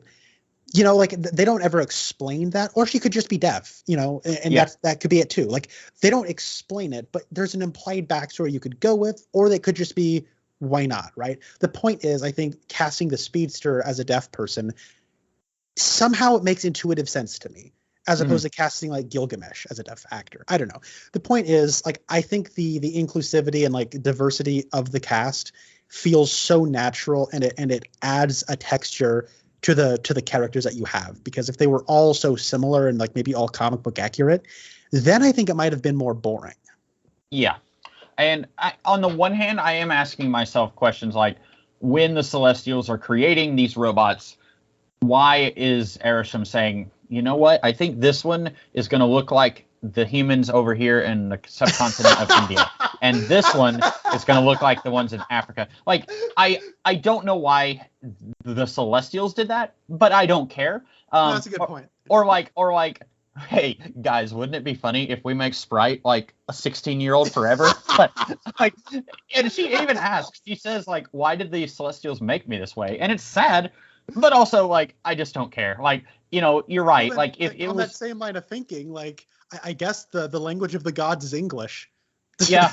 Because like Makari communicates in ASL, American Sign Language. Like, yeah, somebody pointed out. I don't remember where I read this, but they were like, at one point in the past at Babylon, she says something about time, and she points at her wrist, and I guess in American Sign Language, that is the word for time. Like, you're wearing a wristwatch, even though wristwatches weren't invented until like the 1800s. And I was just kind of thinking, like, just shut up. Like, no, well, they're not. And yeah, my observation about language, and even something like you just said, like I remember the exact moment. It's kind of like in line with what you were saying about like, we're gonna make this one a 14-year-old. It's like, it doesn't matter. It's a funny detail you can nitpick about. It doesn't matter. Yeah. And like you said, if there was a whole bunch of guys in their mid to late 30s who are all, like if they got Sebastian Stan and Richard Madden and I don't know, can't think of any, like, you're right. It would be like, wait a minute, like I'm having trouble telling them apart. But yeah, I think they did pretty, like, I don't think there's, like I said earlier, I don't think there's a weak actor in the bunch. I think they all did really well with what they were given.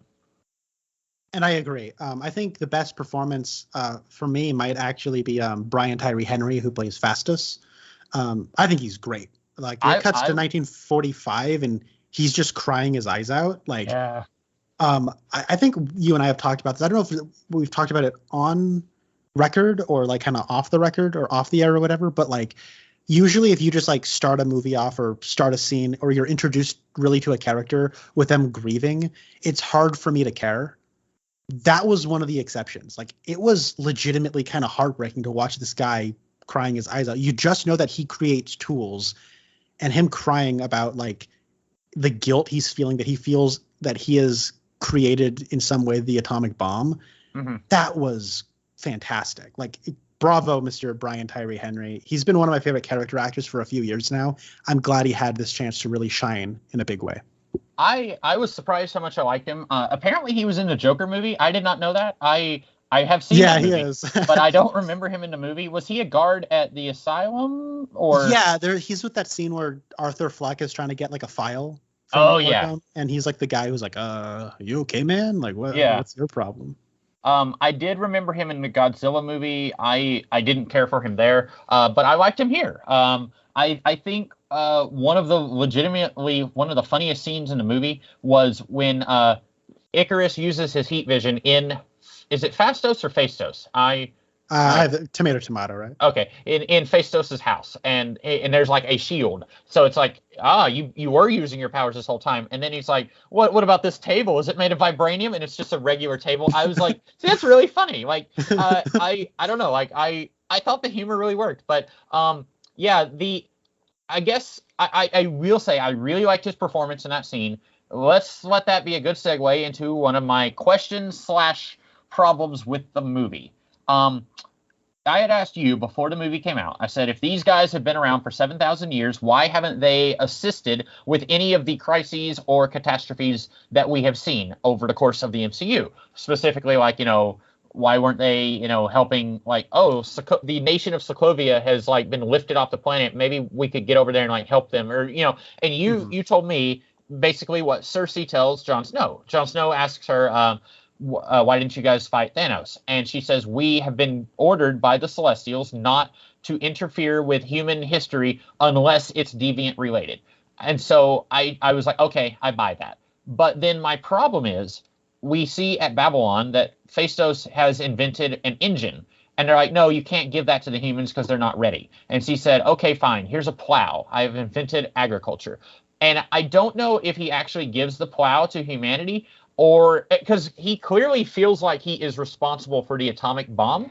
So, but we don't know exactly where he has been poking at humanity and prodding us in the right direction. Mhm. And like, we don't know what he has influenced, but he admits that he feels responsible for the atomic bomb. And so my question is, when is it okay for the Eternals to interfere with human history, and when is it not? Because I get the feeling the reason Jon Snow asked that is because they knew that people like me would ask that. But then the rest of the movie kind of ignores that. Druig takes over a South American village for 20 generations, and like that is interfering with human history for like 500 years, I think, is when he leaves them. And that's a pretty big deal, and it doesn't have anything to do with the deviants. And so, like, I feel like the movie was a little inconsistent with that. No, that's a good point. And like just existing, you're going to interact and affect human history, right? Like, Yeah. what if Cersei's a teacher? What if oops, I accidentally inspired Amelia Earhart. Whoops. Yeah. She became like a an important figure. Like, I don't know. There's this stuff you probably can't either the rules don't make sense, or that was a rule that was made up, and there's never been any potential consequence because Erisham actually didn't care. I don't know. Right. Well, and that kind of ties in with another thing. This is a huge spoiler, I guess. I guess it's the first post-credit scene or the second. I don't remember, but Erisham basically he grabs. Who does he grab? Cersei, Kingo, and Phaistos. He takes them off of planet Earth, and he says, "So you guys have interfered with my plans for Earth. So now I'm going to like look at your memories and decide if Earth is ready to be destroyed." And by the way, they will never do it. But wouldn't it be interesting if he said nope and he destroyed Earth, and then the rest of the MCU was like on other worlds, like Spider-Man was able to like they're able to save some of humanity and relocate them to other worlds, but then Earth was just not in the MCU anymore. I think that'd be interesting. That would be. Yeah, they would never do it, but that'd be cool. But anyway, so he takes them, and my first question was why those three specifically? But I think I know the answer, but I'm going to ask you anyway. Is it because the others were in the ship, and for some reason, like, had they already left? The like Thena and Mockery and Druig, had they already left Earth by that point? I think they had. Okay, because I was thinking like if they were in the ship, he would know, like he should be able to reach inside the ship. But if they were not on Earth, that makes sense. Because I was thinking like, well, you grabbed Kingo and he didn't have anything to do with the rebellion against his plan. But anyway, so those three have gone missing, and incidentally, that's what leads Jon Snow to deciding he needs to go grab the Ebony Blade. And somehow Blade knows who Jon Snow is. And then Star Fox, who is an Avenger in the '80s. He shows up with Pip the Troll, and here's my brain is actually kind of breaking on this one. So I wrote notes, and I'm gonna just read my notes. Okay, so why is this movie retconning Thanos? And if you have any like thoughts, just interrupt me as I go. So I don't mind changing things from how they are in the comics or keeping something from the comics. I don't mind if you go in either direction, as long as it makes sense in the story you were telling. In the comics, the Eternals are not fancy robots. They are actually the Celestials experimented on humans on Earth and created the Eternals. And so they basically just did like genetic enhancements on them. And the Deviants, I think, were from like another race. And then the Inhumans were actually created by some of the Eternals, I think. So it's like a weird like hierarchy. And so the Thanos is actually his mom and dad are Eternals. I don't remember their name because there's a whole lot more Eternals in the comics than there are in this movie. But Thanos' parents are Eternals. And so in the comics, he's just a really long-lived, basically a god, for lack of a better word, because the Eternals are kind of sort of alien god science experiments. So, like I said, I don't mind if you're going to change something, if it makes sense in the story you're going to tell, or if you're going to try to, keep it the same. I don't mind that. So in the comics, Star Fox is Thanos' brother. So far, so good. But while the Celestials are responsible for the creation of the Deviants and the Eternals, in the comics, I don't think the Celestials were actually like communicating with the Eternals. I don't think, and I could be wrong, but I don't think the Eternals were actually given a mission by the Celestials. I think it was just, okay, this is an interesting science experiment. So now we're like, most of the time, the Celestials will just kind of stand around and stare at a planet, and then they will either destroy it or they will spare it. But in the comics, the Eternals are not working for the Celestials. But this movie has the Eternals. They are actually communicating with Arishem and, by extension, the rest of the Celestials. They're taking orders from him. They have a mission, not like the comics. So my question is, Star Fox shows up, and he says, "Hello, my fellow Eternals." Right? I didn't imagine that part, did I? I don't think so. Okay, so Star Fox, and they say, this is Star Fox. He's the brother of Thanos. And then he says, "Hello, my fellow Eternals." So that means that Thanos and Star Fox are also fancy robots that were created by the Celestials. And I didn't really need that retcon on Thanos' backstory. I was okay with him just being like a really old alien who just decides that half the universe needs to go. And so my question is, again, if the Eternals are given a directive of do not interfere unless it has something to do with the Deviants, and Thanos wipes out half the universe, why are the Celestials not saying like, "Hey, don't do that"? Oh, I don't know. That's a good question. So, yeah, I thought your question was going to be how can they even exist if all the Eternals are the ones we see in this movie? And my thing was maybe there are other Eternals on other worlds. But no, you're right. They do say that. Well, I think Druig says we're going to go find other Eternals on other worlds and say like, "Hey, we're not really from the planet Olympia." So we know there are others, but okay.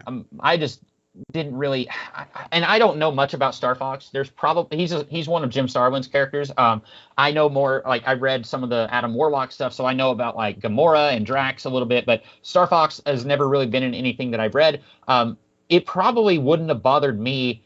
You could have either had Star Fox is still Thanos' brother, even though they don't look anything alike. I have no idea how that happened. Or you could say Star Fox is an Eternal and is not connected with Thanos. Either one of those would have been fine. But saying that Thanos is an Eternal is, I feel like it's kind of a bridge too far. Okay. Well, and you never know. Like this could just be like one of those things that they eventually, like I feel like I need to see where this thread goes before I make a judgment call. But I do understand your eyebrow raise here. That I can see how that might be a little too much packed into one character's backstory. But I think maybe this will just be like a post-credit scene a la Phase 1 that they just kind of drop and don't reference again. Yeah. Just pretend it didn't happen. I don't know. It's a good question though. I will say though, I really like that. Harry Styles as Star Fox is bold casting, and I'm glad they did. It was a little bit of a Dunkirk reunion there because Harry Styles and Barry Coing, who plays Druig, they were both in Dunkirk together. But yeah, that felt like a James Gunn scene to me. I don't know if you got that vibe, but probably because of Pip the Troll, who is a character I have never thought was funny. And so even Patton Oswalt could not save this. I just like him doing like his whole shtick just was, I didn't think was any funny at all. But Pip the Troll feels very much like someone who would exist in that, like you were talking about the different flavors of cosmic, like the wacky farcical stuff. Pip feels like he belongs in the Guardians, and so or like he would be hanging out with Howard the Duck at the Nowhere Bar or something like that. So that, I don't know. I feel like the casting Harry Styles and like even thinking to do Star Fox, that feels like James Gunn to me. Yeah. And it could be because I think in Thor: The Dark World, the post-credit scene where we see the Collector, I think that was not directed by Alan Taylor. So it could be that with the post-credit scene, it was directed by somebody else. I have not heard that, but it could be that it was. Yeah, maybe. And the point I'm trying to make ultimately is If Eternals want to show up in Guardians 3, I am A-OK with that. Yeah, because Kingo, he said, Thor used to follow me around when he was a little kid, and now he's a big-time Avenger and won't return my phone calls. So if Kingo won't do it, but if Druig or Athena shows up and they're like, Thor, look at you, you're all grown up, and Thor might be like, shut up, not in front of the Guardians. They think that I'm really cool. Yeah. I wanted to say that, like, I agree with you that, like, so I think, like, when I was watching this for the first time, I'm like, wow, that felt like a proper big sci-fi epic movie. Mm-hmm. Wow. And like they averted a crisis, but Arisham's still out there. And I'm like, oh, wait, I mean, this is part of the MCU. They I mean, they can't have the consequences be too bad, right? So Mm-hmm. Arisham basically just shows up and wags his finger at them. Mm-hmm. And he's like, I'll get back to you. That's what it ultimately amounts to. And I was like, oh, okay. That felt like the MCU-ness getting in the way of the movie, where it felt like, okay, the consequences, Arisham's going to come back and deliver justice. But the MCU comes on in and says, another day. You can have him looking through their memories for as long as you want it to. You know what I'm saying? Like, if you decide you don't want to make Eternal sequels, you can just have the Eternals be off-world and Arisham's somewhere out there looking through memories, and as long as this thing's going on, that's where they'll be. So. It takes a long time to look through 7,000 years. That's true. But now I will say this: I read, and I don't know if you heard this, Chloe Zhao originally had a different ending for the movie. Her original idea was that they would all get their memories wiped at the end. But apparently that did not test well. That was kind of seen as too much of a downer. And then she said, well, yeah, this is the MCU, so we kind of have to have more of a upbeat, positive ending. I kind of like the ending we got. I don't know if I would have disliked it for being a downer if they had gone in that other direction, but I still think the way they ended it, it could still have consequences. Now, Earth probably won't. But, like, what if Arisham says, okay, I'm going to spare Earth, but you guys still spat in my face, so I'm going to punish you three, and I can't find the others, so I'm going to wipe your memories. And so Kingo, Cersei, and Phastos go back to Earth and don't know who they are, and then Jon Snow is like, oh, my girlfriend is effectively dead.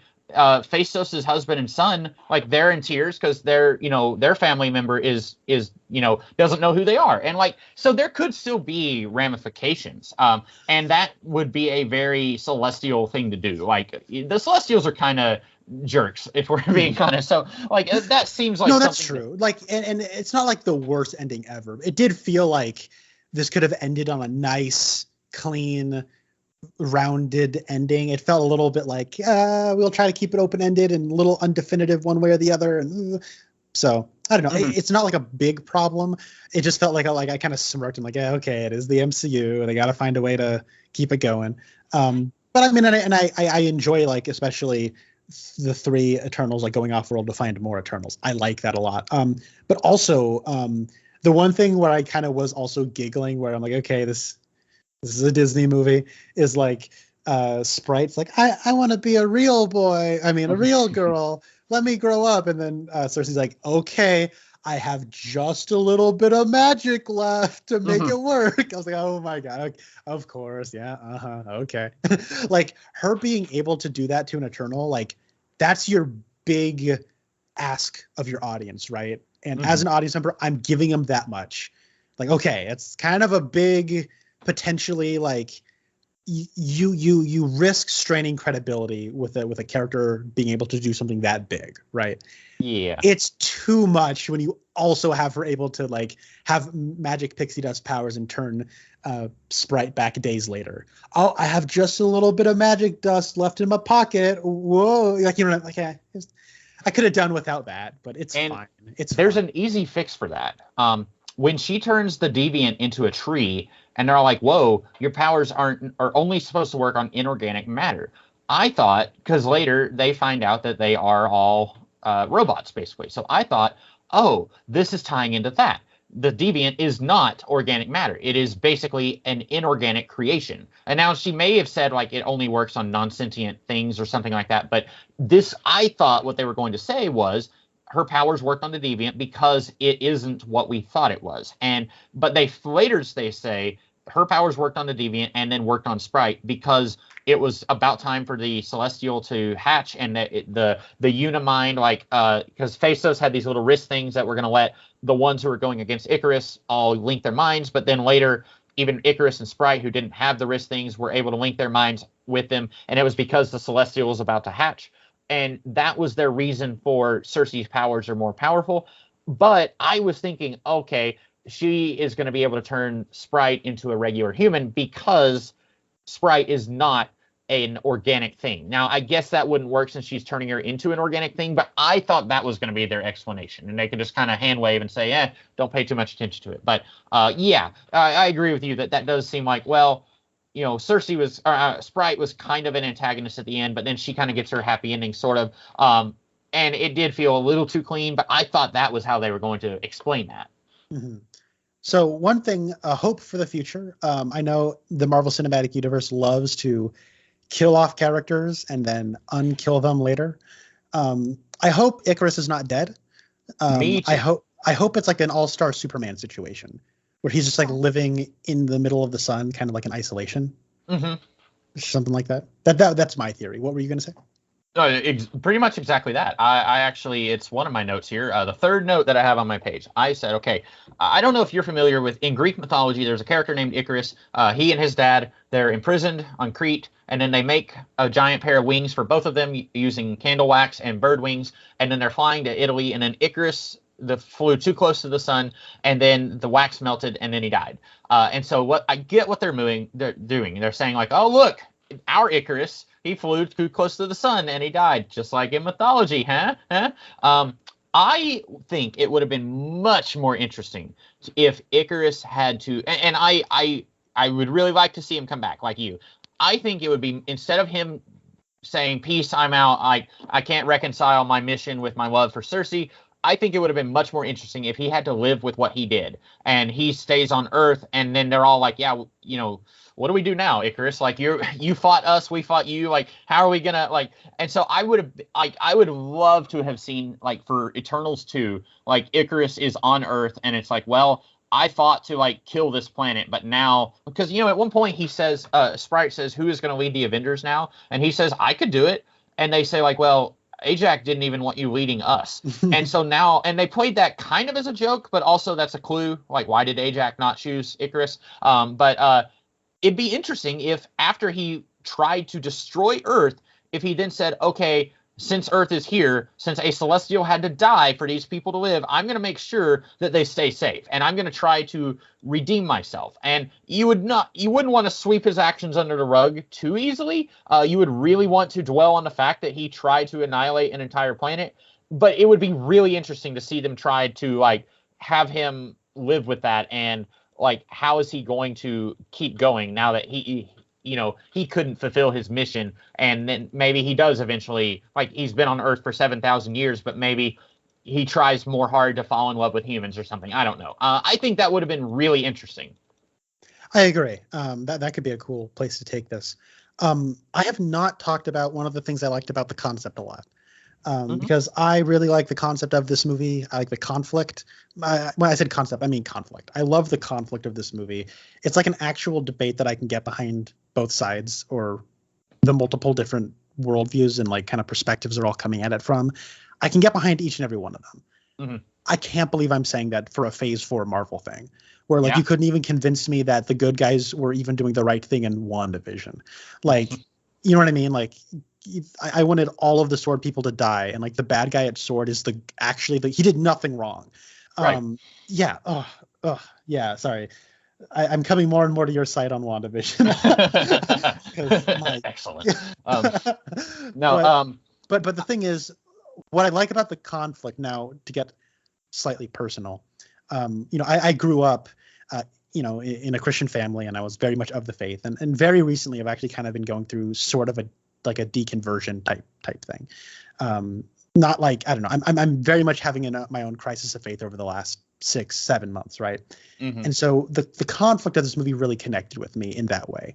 Now, I don't anticipate everybody watching this to have the same place that I do, right? Like, so this is very much just it connected to me in a very, I think, special way.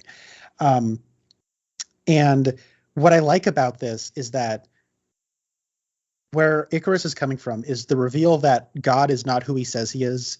To him, it doesn't change anything. We were still made to do a purpose. It doesn't matter what the reasons we were told necessarily were, because whatever the reasons we were told, it changes nothing. We were still created to do a purpose, and we were still fulfilling that purpose even when we didn't know what the end game was, right?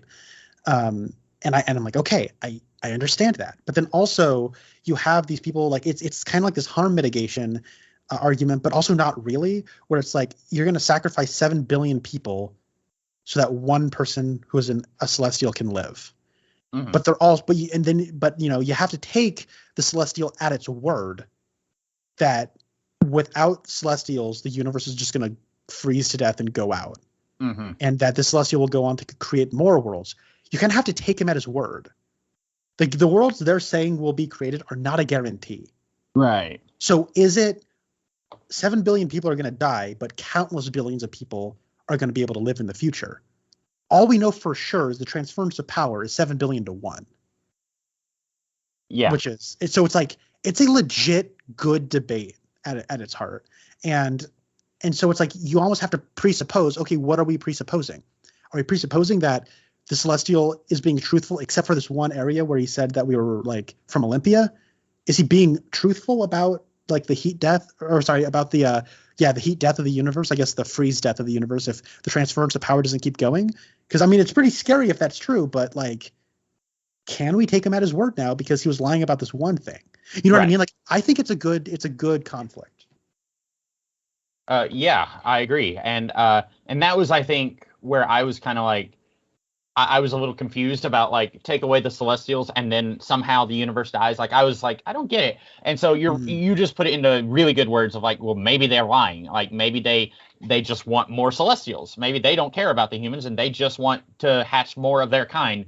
And I think that's actually the idea that each planet is seeded with a celestial egg, I think is actually from a comic called Earth X by Alex Ross and Jim Kruger. Alex Ross did like a lot of it was after Kingdom Come, which was a future DC universe, and then Wizard Magazine I think said, hey, what if you did something like that for Marvel? And so then he did like concept art of like, here's I can't like Peter Parker's now like the chief of police or something, and like the Hulk is like blind and he's led by a little kid or something, and it was all this weird stuff. And it has been like 45 years since I've read Earth X, and I didn't even, because it was like 5 or 6 really big books. Like it was like 4 or 5 12-issue minis, and I only read like 2 of them. But I remember that the whole concept that wow, I'm going to try speaking words again. The whole concept of that was that basically each planet is a celestial egg waiting to hatch, and Galactus and the Celestials are kind of like a checks and balances thing where Galactus is going around eating the energy, and then the Celestials like, and I haven't read it recently enough to like remember a whole lot of that, but like the idea was that superheroes are basically a system of antibodies basically that the planet creates to protect the celestial egg. And I was kind of wondering if they were going to go in that direction, but they didn't. Yeah, the idea that the celestial is hatching in the planet, I was like, oh, I'm really surprised to see that idea from a comic that I didn't think anyone remembered. Yeah, that is pretty cool.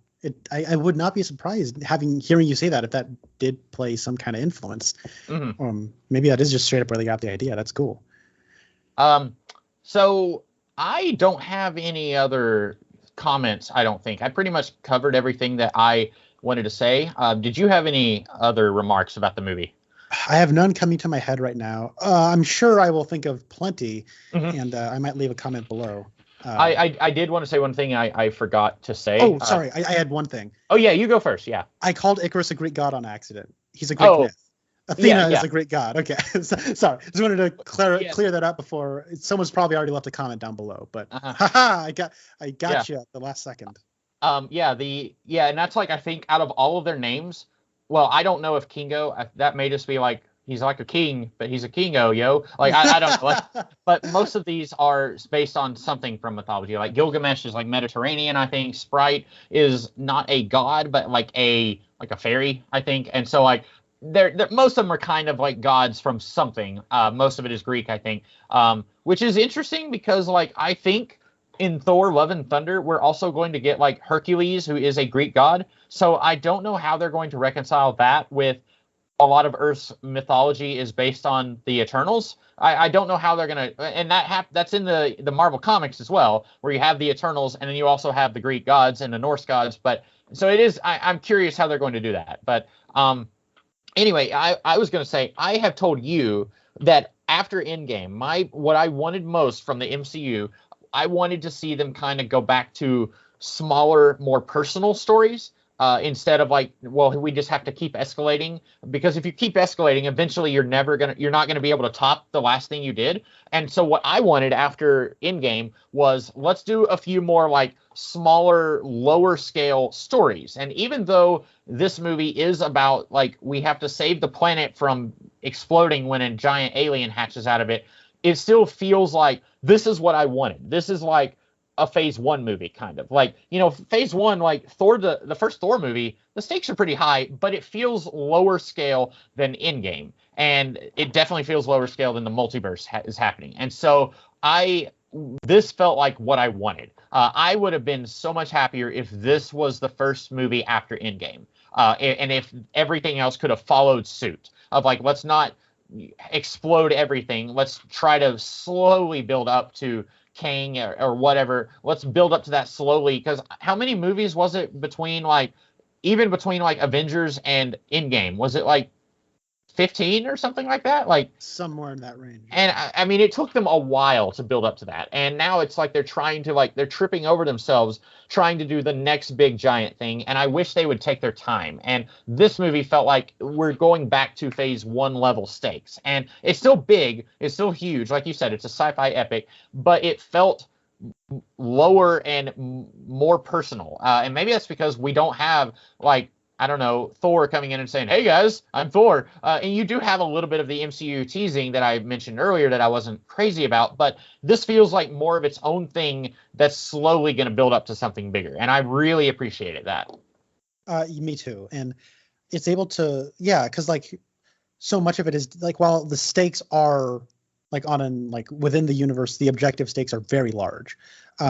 But so much of the time, more of the time is devoted to characters than it is spectacle, percentage wise, compared to something like Infinity War, which is like all spectacle.